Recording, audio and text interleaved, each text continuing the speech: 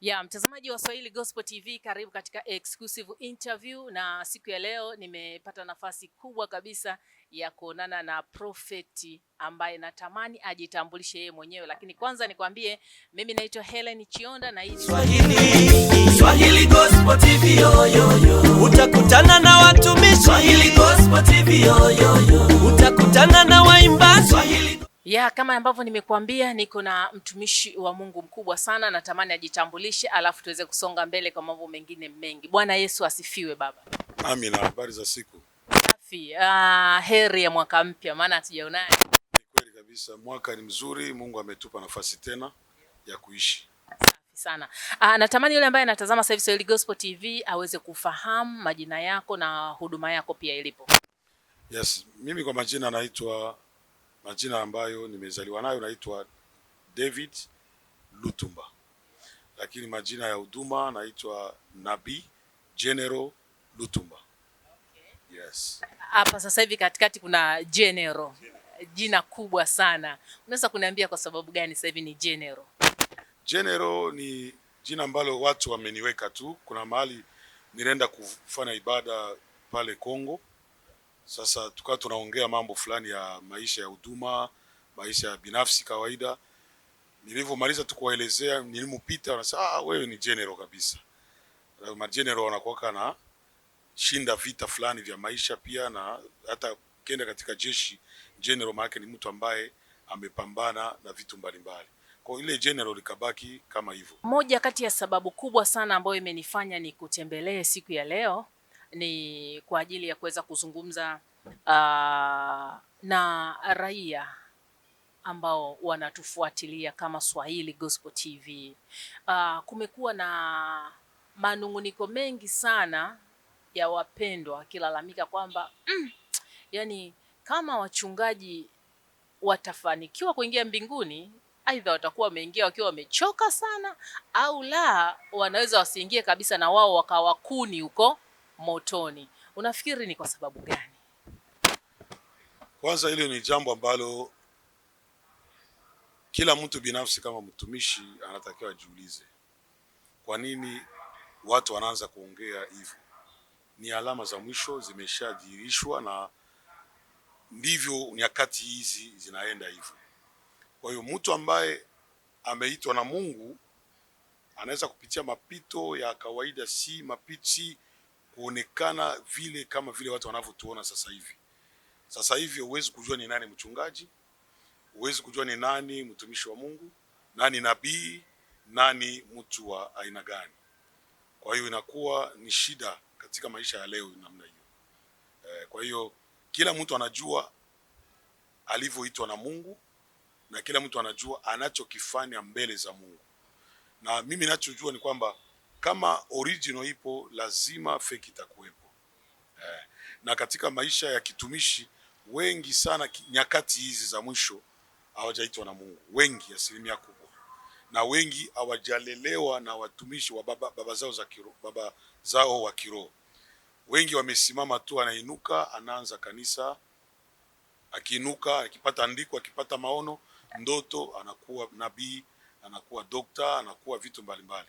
Kwa hiyo hizi nyakati mimi kwangu zinishangazi sana, kwa sababu kila mtu anajua anayemtumikia. Kweli. Na hii ndo sababu, labda kwa sababu hawajaitwa ndio maana huwa wanawaumiza sana washirika. Ukiona hadi mshirika analalamika, anasema kwamba wachungaji asilimia kubwa watafanyika kuwa kuni huko mbinguni, ina maana wameijeruhi mioyo ya watu. Wewe una wito gani kwa wachungaji na watumishi kwa ujumla? Kwanza nataka nijibu kuhusu wale wachungaji ambao wanalalamikiwa kwamba wanaumiza watu. Biblia inasema tutawafahamu kwa matunda yao. Kwa kila mtu atapita kwenye judgment kutokana na kile anachokifanya. Na ndio maana nimeongea hapa kwamba watu wengi, watumishi wengi wamejiita wenyewe, wengi wameiga kwa sababu alikaa tu chini ya mchungaji, basi na yeye anapata maono, anakuwa mchungaji. Sasa watu kama wale watakufa vibaya sana. Hakuna mtu ambaye Mungu anaweza kumpunishment kama mtu anayetembea na jina lake kwa uongo. Unatembea na jina la Mungu kwa kutapeli watu, Na hata mimi hapa nimeshalalamikiwa na wachungaji wengi wamekuja, na wengine washirika tu, anakuja kusali lakini ananiambia nilisali sehemu fulani, mchungaji yule aliniambia hivi, alifanya hivi, vitu kama hivyo. Kwa unakuta unajiuliza sasa ni nyakati gani? Lakini Mungu mwenyewe atatoa hukumu juu ya kila mtu, na sisi hatuna mamlaka ya kumhukumu mtu kwamba wewe ni waongo, wewe ni wa kweli. Na yule wa uongo hata ukimwambia acha hivyo, atakwambia niliitwa na Mungu na Mungu ameniambia nimpake mafuta au atoe sadaka au nimpeleke kwenye maji nikambatize au niende naye mlimani au porini au nifanye kitu fulani kwa mwili wake. Kwa hiyo unakuta kila mtu anakuambia nimeitwa na Mungu. Sasa hatuna mamlaka. Ushauri wangu ni kwamba tu mtu yoyote anayetumia jina la Mungu kwa uongo ache. Sababu Biblia inasema kila atajaye jina la Mungu ache uovu. Kwa hiyo wito wangu ni kwamba waache tu. Kuna biashara nyingi ya kufanya. Kama hujaitwa na Mungu acha kabisa. Nenda kauza hata mitumba, nenda kaoshe magari, nenda kafanya kazi zingine, kwa sababu ukienda hivi katika uongo utafikia mwisho. Utafika siku tu Mungu atafunga milango yote na kila kitu kitaribika. Kwa hiyo wito wangu waache kutumia jina la Mungu aliye hai, Mungu mtakatifu, Mungu mwenye mamlaka, mwenye enzi kutapeli watu. Waache. Kuna mtumishi mmoja alikuwa anajiita kiboko chawi.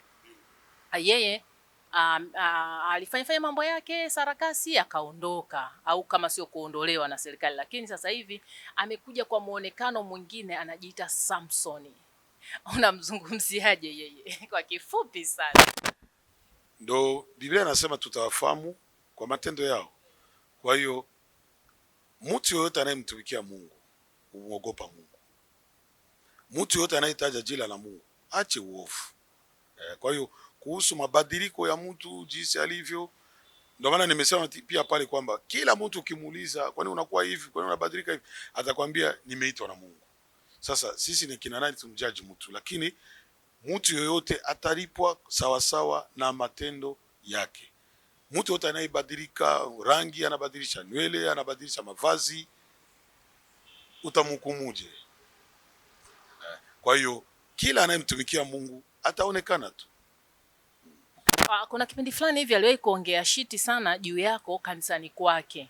Vipi, ilikuwaje na haukuwahi kuizungumzia katika media yoyote? Hatutamani kurudi nyuma, lakini japo kwa dakika chache tu tupate picha. Unajua hadi unapewa jina la General, ina maana kuna mengi umeyapitia, mishale mingi sana.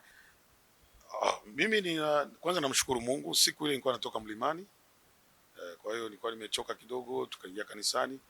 Hata mimi ile kuniondoa kwenye madhabahu yake nilistuka. Ni kitu ambacho labda nikipanga huwezi kujua, au ni kitu kilitokea tu afanye hivyo huwezi kujua. Kwa hiyo nilivyotoka pale nimekaa kimya mpaka leo niko kimya. Na hivyo umeniuliza sijui nitasema nini, lakini Mungu ameshanitetea pakubwa sana. Mungu amenitetea pakubwa sana, ni mambo ambayo yamepita. Tumachie Mungu. Yes. Vipi katika moyo wako umemsamehe na bado mna ukaribu, kwa sababu hadi umeenda katika huduma yake, ina maana inaonyesha kuna kipindi mlikuwa mpo karibu, mna ukaribu na umeshamsamehe? Mungu ametuambia tusamehe.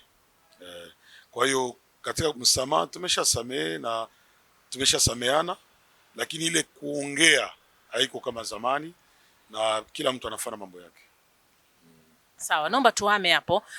Kuna kipindi fulani sikumbuki vizuri mwaka, lakini kama sio 2020, 21, 22 hapo katikati, kuna kipindi fulani na kumbuka ulipitia changamoto kubwa sana ya ndoa. Na mpaka sasa hivi bado hujaoa na una kanisa kubwa, unawahudumia watu wengi, na wewe bado bado una nguvu zako. Hebu niambie kidogo kuhusiana na ishu yako ya ndoa. Ilikuwaje? Ilikuumiza vipi? Darasa gani ambao ulipata? Leo hii hata mtu akikwambia anapitia changamoto fulani, unaweza ukawa ni mwalimu mzuri pia kwake. Kwanza Biblia inachukia sana kwa chana. Kilichotokea ndivyo kilichotokea. Manake divorce yote inapotokea, wanayeweza kufahamu vizuri ni wahusika. Na mnapoachana basi inabidi kukaa kimya tu. Mimi nashukuru Mungu niko vizuri, naendelea vizuri, na umri wangu sasa hivi naendelea vizuri, miaka yangu bado naendelea kumtumikia Mungu, na Mungu anachukia kuachana. Kuna madhara makubwa sana. Usitegemee kuachana, endelea. Na mimi si wa kwanza, wapo wengi, lakini siwezi kushauri mtu achane na mke wake wala na mume wake, kwa sababu nilipitia changamoto ya kweli. Lakini aliyekuwa ex wangu yeye ameshaolewa. Yes, ameshaolewa, na alichokifanya ndivyo alivyokuwa amepanga. Mimi namsubiri Bwana kwa muda wowote. Mungu akinisaidia na mimi nafasi nitaoa tu. Lakini ushauri wangu ni Mungu anachukia kuachana. Yes. Na zile kelele zilizokuwa anapiga, Lutumba anajirekodi voice anatuma kwenye WhatsApp huko kwenye magrupu kwamba amenitapelia, ameniibia vipi zile zilikuathiri kwa kiasi gani? Kwa sababu tunajua una watoto wakubwa tu, lakini pia kuna watu wa karibu ambao wanakuamini kulingana na hichi ambacho umekibeba cha kimungu. Watu wanapenda kushabikia vitu vya uongo, kwa sababu siku ile alivyojirekodi, mimi nilikuwa naye polisi Changombe, na nikamkabidhi funguo, kwa sababu nyumba ambayo tulikuwa tunaishi ilikuwa ni nyumba kupanga. Kwa alivyokimbia yeye kutoka nyumbani kwangu kwenda Zambia, basi nilitakiwa na mimi nitoke pale, kwa sababu kodi iliisha. Sasa nilitoka na vitu vyangu. Vya kwake nikaviacha pale, kwa sababu alikuwa tayari ameshabadilika. Nikamkabidhi funguo pale polisi Changombe, nikamwambia nenda ukachukue vitu vyako. Sasa kwa kuwa alikuwa na mashabiki wengi, wakamwambia rekodi, waambie watu kwamba amekuibia. Mimi siwezi kuiba pazia. Alichokuwa analalamikia ni pazia na friji.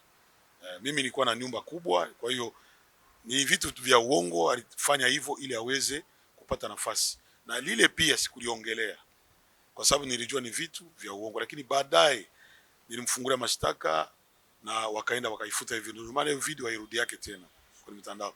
Kwa hiyo alitubu akaenda kuifuta kwenye mtandao na haipo tena. Kwa ni vitu vya uongo. Mimi siwezi kuiba pazia.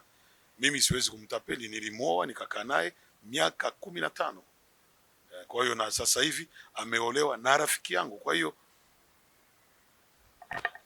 hii maana yake nini sasa? Yaani katoka kwako kaenda kwa rafiki yako. Uone hapo kama katikati kuna mchezo alikuwa anakuchezea labda? Michezo ilikuwepo toka zamani. Ameolewa na rafiki yetu kabisa wa huduma, ambaye nimewahi kumpokea nyumbani kwangu. Ni Mzambia, alikuwa anafanya kazi Malawi, na yeye ule bwana wakamfukuza Malawi. Alipofika Zambia alikuwa anaongea, kwa hiyo akaamua kuolewa naye. Lakini kila laheri. Kwa hiyo maisha tunapita. Lakini Mungu akinipa neema mwaka huu, lazima na mimi nioe sasa. Sawa, mimi nikushukuru sana. Kuna chochote ambacho unaweza ukashare na sisi wakati tukiwa tunamalizia hivi, alafu itakuwa njema? Jambo la kwanza tunawataka kuatia watu moyo, watu wa Mungu. Nyakati hizi ni za mwisho. Unaweza kulalamikia wachungaji kwamba wachungaji wabaya. Jiangalie na wewe mwenyewe, unatafuta Mungu au unatafuta vitu vya Mungu? Mpaka hapa nakuwa sina la ziada. Naamini kwa haya machache ambayo General Lutumba ameyaongea yatakufanya utoke hatua moja kwenda hatua nyingine. Na Mungu wa mbinguni akubariki sana. Kubwa zaidi, make sure unaendelea kutufuatilia, na ili uwe wa kwanza kupata taarifa zetu, basi hakikisha kwamba una subscribe katika channel yetu ya Swahili Gospel TV, alafu itakuwa njema. Langu jina naitwa Helen Chionda. Mungu wa mbinguni akubariki. Bye bye. Swahili Gospel TV utakutana na watumishi. Swahili Gospel TV utakutana na waimbaji. Swahili Gospel TV utasikiliza neno. Swahili Gospel TV ni mahali pazuri. Swahili Gospel TV uwanja wa Injili. Swahili Gospel TV Afrika nzima. Swahili Gospel TV